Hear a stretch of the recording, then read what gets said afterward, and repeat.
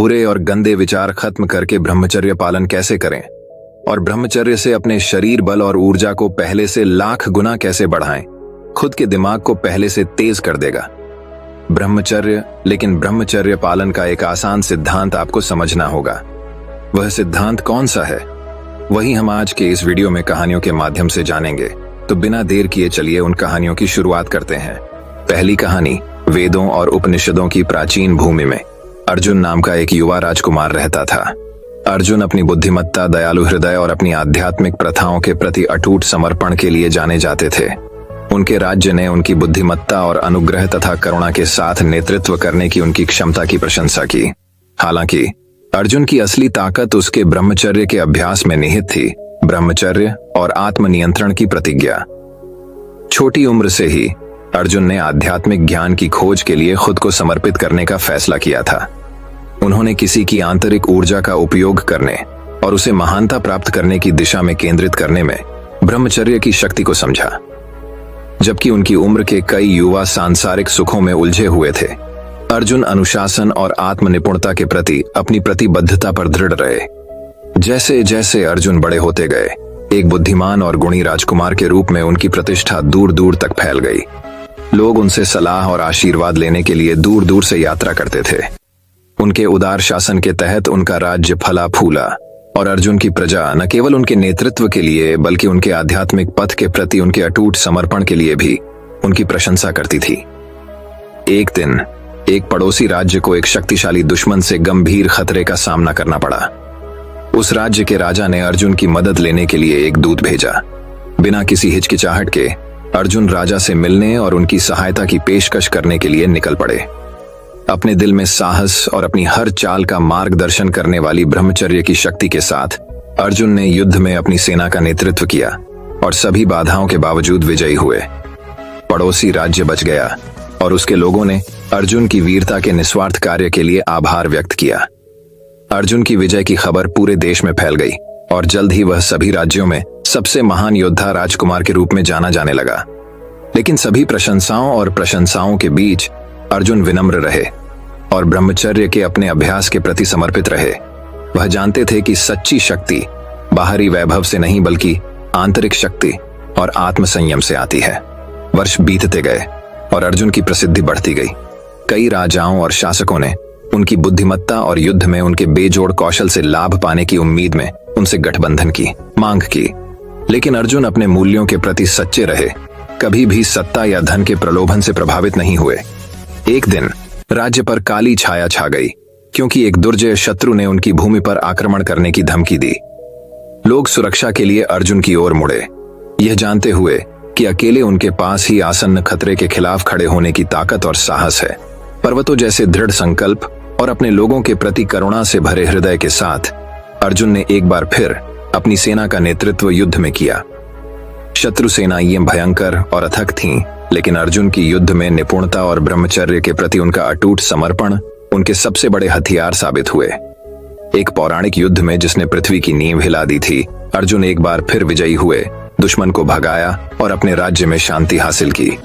जैसे ही धूल जमी और लोगों ने अपने नायक का जश्न मनाया, अर्जुन उनके सामने खड़े थे। उनका चेहरा तृप्ति और उद्देश्य की भावना से चमक रहा था। अपनी आंखों में कृतज्ञता के आंसू के साथ लोगों ने उन्हें अपनी भूमि का उद्धारकर्ता, साहस और सदाचार का प्रतीक बताया। लेकिन अर्जुन जानता था कि उसकी असली ताकत युद्ध के मैदान पर उसकी जीत में नहीं बल्कि ब्रह्मचर्य के मार्ग के प्रति उसकी अटूट प्रतिबद्धता में है। अनुशासन और आत्मनियंत्रण के माध्यम से उन्होंने अपने अंतरतम की शक्ति का उपयोग किया था, जिससे उन्हें दुनिया की चुनौतियों से ऊपर उठने और ज्ञान और मार्गदर्शन चाहने वाले सभी लोगों के लिए प्रकाश की किरण बनने की अनुमति मिली। और इसलिए योद्धा राजकुमार अर्जुन की कहानी, जो शालीनता और विनम्रता के साथ ब्रह्मचर्य की शक्ति का उपयोग करता था, आने वाली पीढ़ियों तक जीवित रहा। जिसने भी उसकी कहानी सुनी, उसे आत्मनिपुणता और आंतरिक शक्ति का मार्ग अपनाने के लिए प्रेरित किया। यह जानते हुए सच्ची महानता आत्मा की शक्ति में निहित है, तो दर्शकों, दूसरी कहानी की शुरुआत कुछ इस प्रकार होती है। तो दर्शकों, चलिए अब हमारे दूसरे ब्रह्मचर्य की कहानी की शुरुआत करते हैं। दूसरी कहानी पहाड़ियों के बीच बसे एक छोटे से गांव के बीचों बीच नितिन नाम का एक युवक रहता था। सपनों से भरे दिल और सूरज जैसी जीवंत भावना के साथ नितिन आत्मखोज की यात्रा पर निकल पड़े, जिसने उनके जीवन को हमेशा के लिए बदल दिया। नितिन को ब्रह्मचर्य के गुण के अभ्यास के प्रति उनके अद्वितीय समर्पण के लिए दूर दूर तक जाना जाता था। विकर्षणों और प्रलोभनों से घिरे होने के बावजूद नितिन अपनी महत्वपूर्ण ऊर्जा को संरक्षित करने और इसे अपने लक्ष्यों की ओर ले जाने की अपनी प्रतिबद्धता पर दृढ़ रहे। छोटी उम्र से ही नितिन के मन में दुनिया में कुछ अलग करने की तीव्र इच्छा थी। उन्होंने अपने दिन प्राचीन बरगद के पेड़ के नीचे ध्यान करते हुए बिताए और अपने पहले आए बुद्धिमान संतों से मार्गदर्शन प्राप्त किया। उनके शब्द उनके मन में गूंज रहे थे और उन्हें उस शक्ति की याद दिला रहे थे जो उनके भीतर निहित थी, ब्रह्मचर्य की शक्ति। जैसे जैसे नितिन बड़े होते गए, ब्रह्मचर्य के प्रति उनकी प्रतिबद्धता और गहरी होती गई। जबकि उनके दोस्त सांसारिक सुखों में लिप्त थे, नितिन ने अपने मन, शरीर और आत्मा को निखारने पर ध्यान केंद्रित किया। उन्होंने खुद को ज्ञान की खोज के लिए समर्पित कर दिया, महान आध्यात्मिक गुरुओं की शिक्षाओं का अध्ययन करने और उन पर विचार करने में अनगिनत घंटे बिताए। अपने आसपास के लोगों से उपहास और संदेह का सामना करने के बावजूद नितिन अविचलित रहे। वह जानता था कि सच्ची ताकत भीतर से आती है और उसने क्षण भंगुर सुखों के लिए अपने सिद्धांतों से समझौता करने से इनकार कर दिया। उनके अटूट दृढ़ संकल्प ने दूसरों को सतह से परे देखने और आत्म अनुशासन और आंतरिक शांति की सुंदरता की खोज करने के लिए प्रेरित किया। ब्रह्मचर्य के अपने अभ्यास के माध्यम से नितिन ने अपने भीतर अप्रयुक्त क्षमता का भंडार खोजा। उनका दिमाग तेज हो गया, उनकी आत्मा अधिक लचीली हो गई और उनका दिल सभी प्राणियों के लिए असीम करुणा से भर गया। उन्होंने शांति और शांति की भावना प्रसारित की, जिसने लोगों को उनकी ओर ऐसे आकर्षित किया जैसे पतंगे आग की ओर आकर्षित होते हैं। एक दिन गांव में एक बड़ी विपत्ति आई। एक भयंकर तूफान ने भूमि को तबाह कर दिया, जिससे फसलें नष्ट हो गईं और घर खंडहर हो गए। ग्रामीण निराशा से भर गए थे। उन्हें समझ नहीं आ रहा था कि वे अपने जीवन का पुनर्निर्माण कैसे करेंगे। अपने सबसे बुरे समय में उन्होंने नितिन की ओर रुख किया, यह आशा करते हुए कि उसकी अटूट आत्मा उन्हें अंधेरे से बाहर निकाल सकती है। प्रेम और करुणा से भरे हृदय के साथ नितिन ने ग्रामीणों को एक साथ इकट्ठा किया। उन्होंने उन्हें विपरीत परिस्थितियों में एकता और लचीलेपन की शक्ति का उपयोग करने के लिए, एक होकर काम करने के लिए प्रेरित किया। अपने शब्दों और कार्यों के माध्यम से नितिन ने उन्हें दिखाया कि सच्ची ताकत शारीरिक शक्ति में नहीं, बल्कि किसी भी बाधा को दूर करने की मानवीय भावना की शक्ति में निहित है। दिन सप्ताहों में और सप्ताह महीनों में बदल गए। धीरे धीरे लेकिन लगातार गांव राख से उठना शुरू हुआ, पहले से कहीं अधिक मजबूत और एकजुट। ग्रामीणों ने न केवल व्यक्तिगत जीवन बल्कि पूरे समुदाय को बदलने के लिए ब्रह्मचर्य की शक्ति में नितिन के अटूट विश्वास के मार्गदर्शन में अथक परिश्रम किया। जैसे ही सूरज क्षितिज पर डूबा, गांव पर सुनहरी चमक बिखेरते हुए लोग नितिन के चारों ओर इकट्ठा हो गए। उनके चेहरे कृतज्ञता और श्रद्धा से भर गए। उन्होंने उन्हें ताकत का सही अर्थ दिखाने, आत्म अनुशासन और आंतरिक शांति की शक्ति सिखाने के लिए धन्यवाद दिया। और जब नितिन भीड़ के बीच खड़ा था, उसका दिल विनम्रता और प्यार से भरा था, तो उसे पता चला कि उसकी यात्रा अभी शुरू हुई थी। क्योंकि ब्रह्मचर्य की शक्ति में उन्होंने न केवल जीवन जीने का एक तरीका ढूंढ लिया था, बल्कि अपने आसपास की दुनिया को बदलने का एक रास्ता भी खोज लिया था। एक समय में एक दिल, एक दिमाग, एक आत्मा। और इसलिए अटूट समर्पण और प्रेम के साथ ब्रह्मचर्य की शक्ति को अपनाने वाले युवक नितिन की कहानी गांव और उसके बाहर एक किंवदंती बन गई। उनकी विरासत उन सभी के दिलों में जीवित रही जो उन्हें जानते थे। यह याद दिलाती है कि सच्ची ताकत सांसारिक इच्छाओं की खोज में नहीं, बल्कि आंतरिक आत्म की खेती में निहित है। एक लौ जो उज्जवल और शाश्वत जलती है, जो सभी के लिए मार्ग रोशन करती है। जीवन का सच्चा सार खोजो तो दर्शकों। तीसरी कहानी की शुरुआत कुछ इस प्रकार होती है। तो दर्शकों, चलिए अब हमारे तीसरे ब्रह्मचर्य की कहानी की शुरुआत करते हैं। तीसरी कहानी।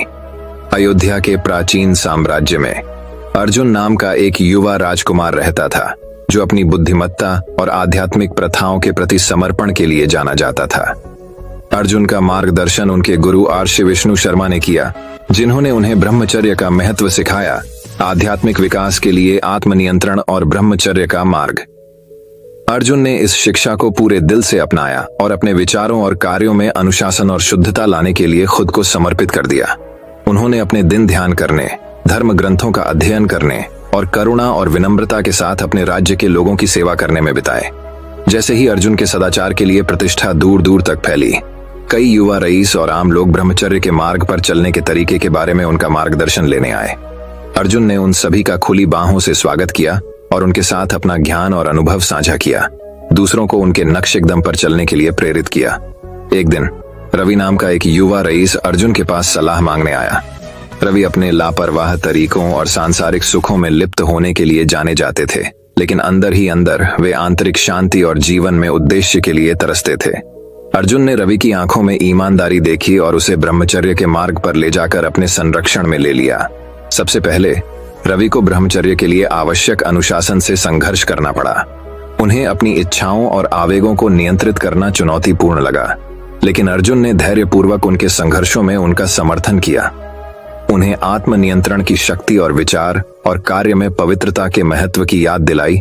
जैसे जैसे महीने बीतते गए, रवि को अपने भीतर परिवर्तन होता हुआ दिखाई देने लगा। उसका मन साफ हो गया, उसका दिल हल्का हो गया और उसकी आत्मा अधिक जीवंत हो गई। उसने शांति और तृप्ति की एक नई अनुभूति का अनुभव किया, जिसे उसने पहले कभी नहीं जाना था। एक दिन पड़ोसी राज्य की एक खूबसूरत राजकुमारी अयोध्या आई। वह अपने आकर्षण और शालीनता के लिए प्रसिद्ध थी और कई महान प्रेमी उससे शादी करने की होड़ में थे। रवि तुरंत उसकी सुंदरता पर मोहित हो गया और उसने अपने दिल में इच्छा की लहर महसूस की। अर्जुन ने रवि के व्यवहार में बदलाव देखा और उसे दिल से दिल की बातचीत के लिए बैठाया। उन्होंने रवि को ब्रह्मचर्य के मार्ग पर चलने के लिए ली गई प्रतिज्ञाओं और प्रलोभन के सामने अपने सिद्धांतों के प्रति सच्चे रहने के महत्व की याद दिलाई। रवि परस्पर विरोधी भावनाओं से जूझ रहा था, ब्रह्मचर्य के प्रति अपने नए समर्पण और राजकुमारी के लिए उसकी इच्छा के बीच उलझा हुआ था। उन्होंने अर्जुन के शब्दों में सांत्वना मांगी, जिन्होंने उन्हें याद दिलाया कि सच्ची शक्ति स्वयं पर काबू पाने और अहंकार के आवेगों पर काबू पाने में निहित है। स्पष्टता के एक क्षण में रवि को एहसास हुआ कि ब्रह्मचर्य के प्रति उनकी प्रतिबद्धता की सच्ची परीक्षा बाहरी सुखों के आकर्षण का विरोध करने और अपने भीतर स्थायी आनंद खोजने की उनकी क्षमता में निहित है। नए दृढ़ संकल्प के साथ उन्होंने अपनी इच्छाओं को अलविदा कहा और भी अधिक जोश के साथ अपनी साधना पर ध्यान केंद्रित किया। साल बीतते गए और अर्जुन की बुद्धिमत्ता और मार्गदर्शन ने उन अनगिनत आत्माओं के जीवन को बदल दिया जो आत्मज्ञान की तलाश में उसके पास आए थे। रवि अपने आप में प्रकाश की किरण बन गए। उन्होंने ब्रह्मचर्य के गुणों को अपनाया और दूसरों को आत्मनियंत्रण और आत्मनिपुणता के मार्ग पर चलने के लिए प्रेरित किया। कहानी का सार यह है कि सच्ची शक्ति बाहरी सुखों या भौतिक धन की खोज में नहीं है, बल्कि अनुशासन, पवित्रता और आत्मनियंत्रण जैसे आंतरिक गुणों की खेती में निहित है। खुद पर महारत हासिल करके और अपने सिद्धांतों के प्रति सच्चे रहकर व्यक्ति अपने भीतर की असीमित क्षमता को उजागर कर सकता है और जीवन में सच्ची संतुष्टि और खुशी पा सकता है। तो दर्शकों, चौथी कहानी की शुरुआत कुछ इस प्रकार होती है। तो दर्शकों, चलिए अब हमारे चौथी ब्रह्मचर्य की कहानी की शुरुआत करते हैं। चौथी कहानी ब्रह्मचर्य का स्वर्णिम चालीसा। प्राचीन शहर वाराणसी के मध्य में अर्षभ नाम के एक बुद्धिमान ऋषि रहते थे। वह अपनी अद्वितीय बुद्धिमत्ता और ब्रह्मचर्य के प्रति अटल समर्पण के लिए दूर दूर तक जाने जाते थे। अर्षभ का मानना था कि सच्चे ज्ञान का मार्ग सांसारिक इच्छाओं, विशेषकर शारीरिक अंतरंगता की इच्छा से दूर रहने में निहित है। एक ब्रह्मचारी आर्षि के रूप में अर्षभ की प्रतिष्ठा पूरे देश में फैल गई और देश के कोने कोने से लोग उनका मार्गदर्शन और ज्ञान प्राप्त करने के लिए आते थे। कई लोग उनकी चुनी हुई जीवन शैली पर संदेह करते थे। उनका मानना था कि सच्ची खुशी केवल शारीरिक सुखों में लिप्त होकर ही पाई जा सकती है। हालांकि अर्षभ का शांत आचरण और आंतरिक शांति ब्रह्मचर्य के लाभों का निर्विवाद प्रमाण थी। एक दिन अर्जुन नाम का एक युवक, जो अपने जंगली तरीकों और आनंद के लिए अतृप्त भूख के लिए जाना जाता था, जवाब मांगने के लिए अर्षभ के पास आया। अर्जुन ब्रह्मचर्य की अवधारणा में रुचि रखते थे, लेकिन इसके लाभों के बारे में संदिग्ध थे। उन्होंने अर्षभ से इस सवाल किया, ऐसी बुनियादी मानवीय जरूरत से खुद को रोकना खुशी और संतुष्टि कैसे ला सकता है? अर्षभ धीरे से मुस्कुराया और अर्जुन को पास के पहाड़ों की यात्रा पर अपने साथ चलने के लिए आमंत्रित किया। दोनों पैदल ही निकल पड़े, ऊबड़ खाबड़ इलाकों और घने जंगलों को पार करते हुए, जब तक वे पहाड़ों में स्थित एक एकांत गुफा तक नहीं पहुंच गए। गुफा के अंदर अर्षभ ने एक चमकदार सुनहरी प्याली दिखाई, जो जटिल नक्काशी से सजी हुई थी और एक अलौकिक रोशनी से चमक रही थी। यह ब्रह्मचर्य का प्याला है, अर्षभ ने समझाया। किंवदंती यह है कि जो लोग शुद्ध हृदय और अटूट समर्पण के साथ ब्रह्मचर्य अपनाते हैं, उन्हें इस प्याले से एक घूंट पीने की अनुमति दी जाएगी और उन्हें कल्पना से परे आनंद और ज्ञान की स्थिति का अनुभव होगा। अर्जुन जिज्ञासु भी था और शंकालु भी। फिर भी उन्होंने आर्षभ की बुद्धिमत्ता से निर्देशित होकर आत्म खोज की यात्रा शुरू करने का फैसला किया। जैसे ही अर्जुन ने ऋषभ के संरक्षण में आत्म अनुशासन, सचेतनता और आत्म नियंत्रण की कला सीखी, दिन हफ्तों में बदल गए। धीरे धीरे लेकिन लगातार वह ब्रह्मचर्य के वास्तविक सार और मन, शरीर और आत्मा पर इसके गहरे प्रभाव को समझने लगे। एक मनहूस शाम, जब पूर्णिमा के चंद्रमा ने पहाड़ों पर अपनी चांदी जैसी रोशनी डाली, आर्षभ अर्जुन को वापस गुफा में ले गया, जहां सोने का प्याला इंतजार कर रहा था। स्थिर हाथ और प्रत्याशा से भरे दिल के साथ अर्जुन ने प्याले से एक घूंट लिया। उस पल में उसके अस्तित्व में शुद्ध ऊर्जा की एक लहर उठी, जिसने उसकी चेतना को रोशन कर दिया और उसे शांति और स्पष्टता की भावना से भर दिया, जिसे उसने पहले कभी अनुभव नहीं किया था। जब अर्जुन ने आर्षभ को नए सम्मान और कृतज्ञता के साथ देखा, तो उसके चेहरे से खुशी के आंसू बह निकले। अर्जुन ने फुसफुसाते हुए कहा, अब मैं ब्रह्मचर्य की असली ताकत को समझ गया हूं। यह अभाव या इनकार के बारे में नहीं है, बल्कि मुक्ति और अतिक्रमण के बारे में है। भौतिक इच्छाओं से दूर रहने के माध्यम से हम खुद को लगाव और अहंकार के बंधनों से मुक्त करते हैं, जिससे हमारी वास्तविक प्रकृति चमकती है। आर्षभ ने सहमति में सिर हिलाया। उसकी आंखें गर्व से चमक उठीं। याद रखें अर्जुन, ब्रह्मचर्य केवल एक अभ्यास नहीं है, बल्कि जीवन का एक तरीका है। आत्म अनुशासन, हृदय की पवित्रता और अटूट समर्पण को विकसित करके हम आंतरिक शांति, ज्ञान और आध्यात्मिक ज्ञान के द्वार खोल सकते हैं। और इसलिए अर्जुन वाराणसी शहर लौट आए, अपनी यात्रा से हमेशा के लिए ब्रह्मचर्य के दायरे में बदल गए। उन्होंने अपनी कहानी दूर दूर तक साझा की और दूसरों को आत्म संयम और आत्म खोज का मार्ग अपनाने के लिए प्रेरित किया। ब्रह्मचर्य के स्वर्णिम चालीसा की कथा जीवित है, जो सदाचार, सत्यनिष्ठा और भक्ति द्वारा निर्देशित जीवन जीने के असीमित लाभों का एक कालातीत प्रमाण है। तो दर्शकों, 5वीं कहानी की शुरुआत कुछ इस प्रकार होती है। 5वीं कहानी। पहाड़ियों और हरी भरी हरियाली के बीच बसे एक विचित्र गांव में मास्टर वैलेन नामक एक बुद्धिमान वृद्ध आर्षी रहते थे, जो अपनी बुद्धिमत्ता और गहन ज्ञान के लिए पूजनीय थे। उन्होंने अपने दिन अपने साधारण निवास के शांत वातावरण में ध्यान करते हुए बिताए और उन सभी को मार्गदर्शन और ज्ञान प्रदान किया जो उनसे सलाह लेना चाहते थे। एक दिन लुकास नाम का एक युवक बेचैनी और भ्रम से भरा हुआ जीवन के रहस्यों का उत्तर खोजने के लिए गांव में आया। उन्होंने मास्टर वैलेन की गहन बुद्धिमत्ता की कहानियां सुनी थीं और उनका मार्गदर्शन लेने का निर्णय लिया। मास्टर वैलेन के निवास में प्रवेश करने पर लुकास का स्वागत एक शांत वातावरण द्वारा किया गया, जो उसे शांति से घिरा हुआ लग रहा था। आर्षी ने सौम्य मुस्कान के साथ उनका स्वागत किया और उन्हें बैठकर अपनी परेशानियां साझा करने के लिए आमंत्रित किया। लुकास ने अपने दिल की बात मास्टर वैलेन के सामने रखी और अपने भीतर की उथल पुथल और अर्थ और उद्देश्य की तलाश में अपने संघर्षों को व्यक्त किया। आर्षी ने ध्यान से सुना। उनकी आंखें करुणा और समझ से भरी थीं। लुकास की कहानी सुनने के बाद मास्टर वैलेन ने धीरे से कहा, मेरे प्यारे बच्चे, जीवन के रहस्यों को खोलने की कुंजी तुम्हारे भीतर ही है। जब सत्य तुम्हारे भीतर रहता है तो तुम उत्तर बाहर खोजते हो। ब्रह्मचर्य की शक्ति को अपनाओ, क्योंकि यह स्वयं के लिए एक मार्ग है। खोज और आध्यात्मिक ज्ञान। आर्षी के शब्दों से लुकास स्तब्ध रह गया। उसे समझ नहीं आ रहा था कि अर्थ की उसकी खोज से ब्रह्मचर्य का क्या संबंध है। मास्टर वैलेन ने उनके भ्रम को महसूस किया और गहन ज्ञान के साथ ब्रह्मचर्य के लाभों को उजागर करना शुरू कर दिया। मास्टर वैलेन ने समझाया, ब्रह्मचर्य का अर्थ केवल शारीरिक अंतरंगता से दूर रहना नहीं है। यह एक गहन अभ्यास है जो आपको अपनी ऊर्जा को आत्म प्राप्ति और आध्यात्मिक विकास की ओर ले जाने की अनुमति देता है। अपनी इच्छाओं पर अंकुश लगाकर आप अनुशासन, ध्यान और आंतरिक शक्ति विकसित करते हैं। जैसे जैसे मास्टर वैलेन ब्रह्मचर्य की शिक्षाओं में गहराई से उतरे, लुकास को इसका महत्व समझ में आने लगा। उन्होंने महसूस किया कि खुद को सांसारिक इच्छाओं की व्याकुलता से मुक्त करके वह अंदर की ओर यात्रा कर सकते हैं और अपने अस्तित्व के वास्तविक सार की खोज कर सकते हैं। आर्षी के शब्दों से प्रेरित होकर लुकास ने ब्रह्मचर्य के मार्ग पर चलने का फैसला किया। इसे अपने सच्चे आत्म को उजागर करने और आध्यात्मिक पूर्णता प्राप्त करने के साधन के रूप में अपनाया। उन्होंने मास्टर वैलेन की शिक्षाओं द्वारा निर्देशित होकर स्वयं को ध्यान, आत्मचिंतन और आत्म अनुशासन के लिए समर्पित कर दिया। महीने वर्षों में बदल गए और लुकास की ब्रह्मचर्य के प्रति प्रतिबद्धता फलीभूत हुई। उन्हें आंतरिक शांति मन की स्पष्टता और उद्देश्य की गहरी समझ मिली जो उन्हें पहले नहीं मिली थी। मास्टर वैलन के मार्गदर्शन और ब्रह्मचर्य की परिवर्तनकारी शक्ति के लिए उनका हृदय कृतज्ञता से भर गया। एक दिन लुकास मास्टर वैलन के निवास पर लौटा। उसकी आंखें एक नई चमक से चमक रही थीं। वह श्रद्धा और विनम्रता से भरकर आरिशी के सामने झुक गया और उनके द्वारा दिए गए ज्ञान के लिए अपनी गहरी कृतज्ञता व्यक्त की।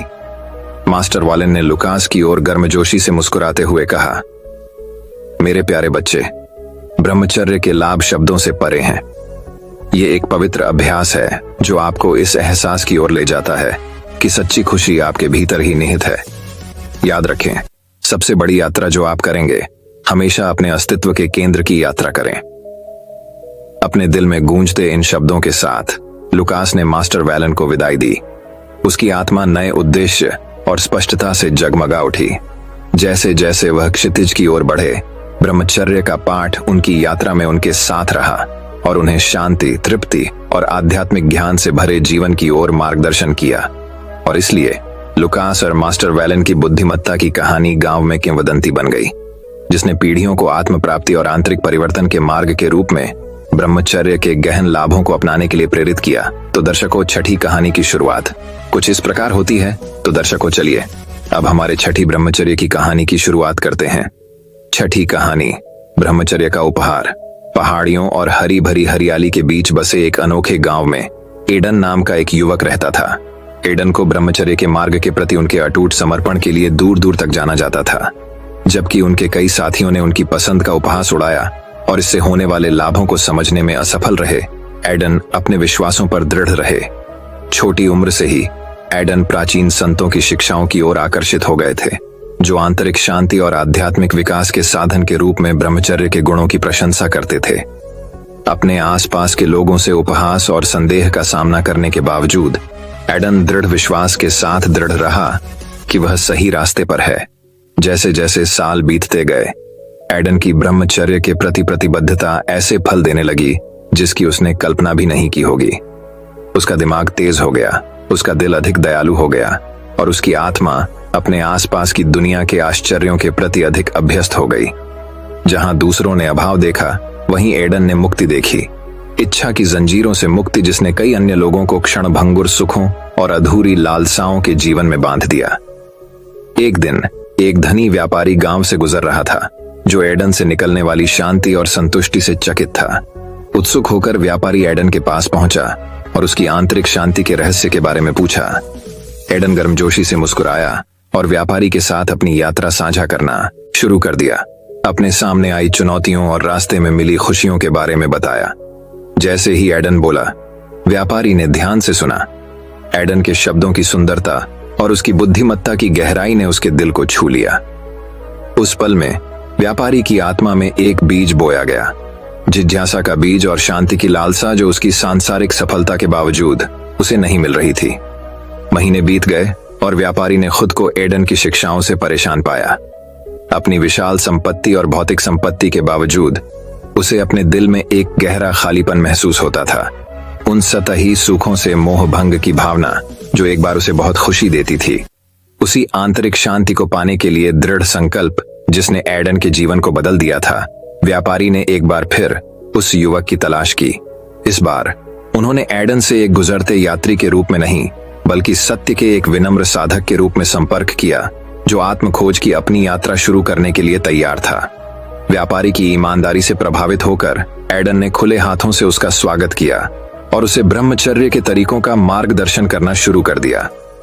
साथ में उन्होंने साहस और विनम्रता के साथ अपने डर और इच्छाओं का सामना करते हुए अपनी आत्मा की गहराई का पता लगाया। जैसे जैसे व्यापारी ब्रह्मचर्य के अभ्यास में गहराई से उतरता गया, उसे अपने भीतर एक गहन परिवर्तन का अनुभव होने लगा। वह बेचैनी जो उसे इतने लंबे समय से परेशान कर रही थी, धीरे धीरे दूर हो गई। उसकी जगह शांति और स्पष्टता की भावना ने ले ली, जिसे उसने पहले कभी नहीं जाना था।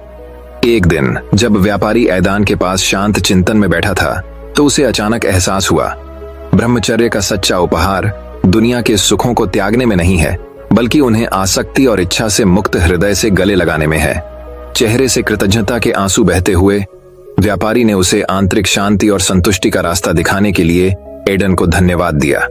साथ में वे एक नई समझ की चमक का आनंद ले रहे थे, एक ऐसे बंधन से एकजुट हुए जो शब्दों और सांसारिक भेदों से परे था।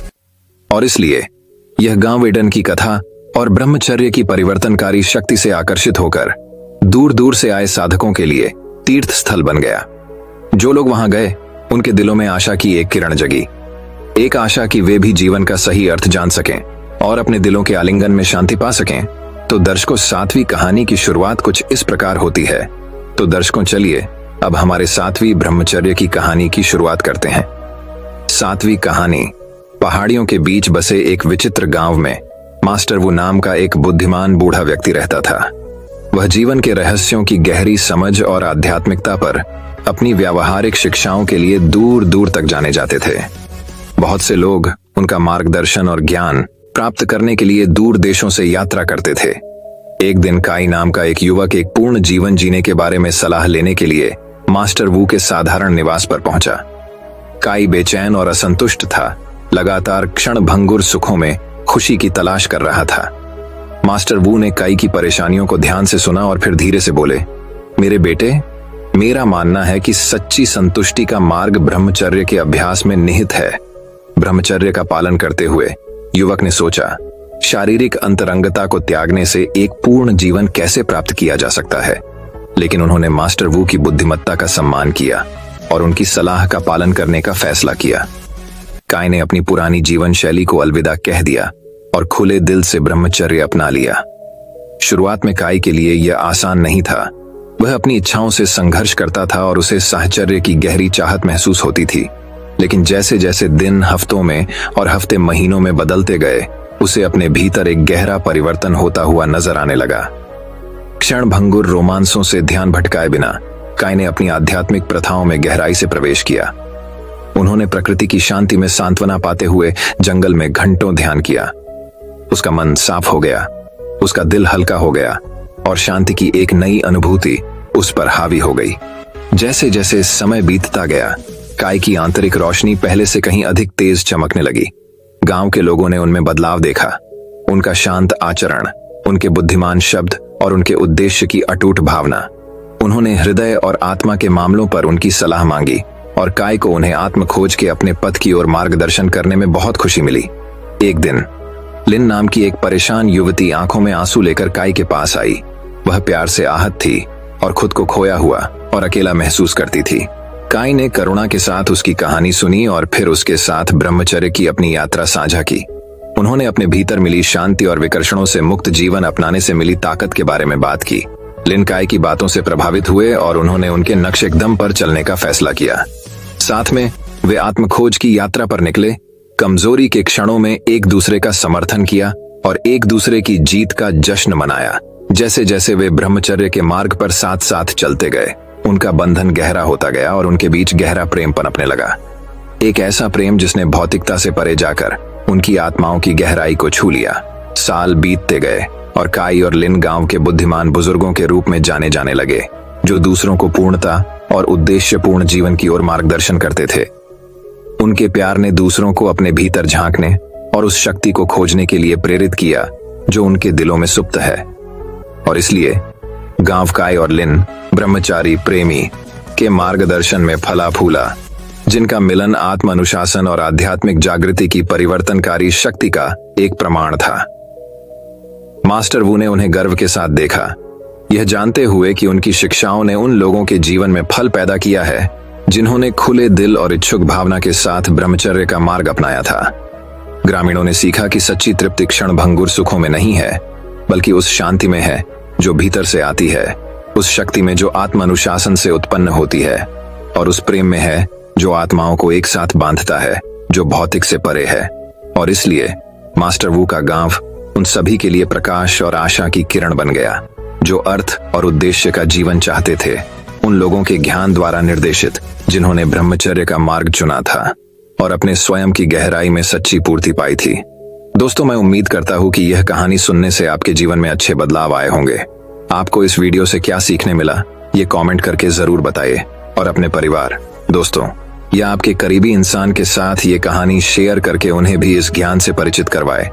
बाकी अगर आपको ये वीडियो दिल से अच्छी लगी हो तभी इस वीडियो को लाइक कर देना, और आपने अब तक इस चैनल को सब्सक्राइब न किया हो तो चैनल को सब्सक्राइब भी जरूर कर देना। आपका हर दिन शुभ हो और खुशियों से आपका जीवन भरा रहे। धन्यवाद। नमो बुद्धाय।